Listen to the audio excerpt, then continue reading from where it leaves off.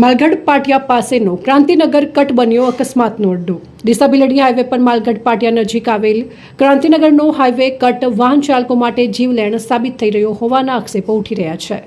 છેલ્લા 2 દિવસમાં અહીં 2 અલગ અલગ અકસ્માતો સર્જાતા સ્થાનિકોમાં ચિંતાનો માહોલ ફેલાયો છે અને કટને નિયમો અનુસાર પહોળો તેમજ સુરક્ષિત બનાવવાની માંગ ઉગ્ર બની છે।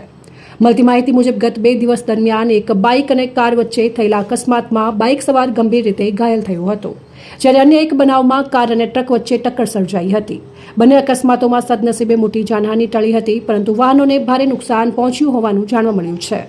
સ્થાનિક રહેવાસીઓએ અને વાહન ચાલકોના જણાવ્યા મુજબ હાલ આ કટ અત્યંત ટૂંકો અને અસુવિધાજનક હોવાથી વાહનોને અચાનક વળાંક લેવો પડે છે, જેના કારણે પાછળથી આવતા વાહનો માટે અકસ્માતનું જોખમ વધી જાય છે। હાઈવે પર વધતા ટ્રાફિક વચ્ચે આ કટ હવે અકસ્માત ઝોન તરીકે ઓળખવા લાગ્યો છે।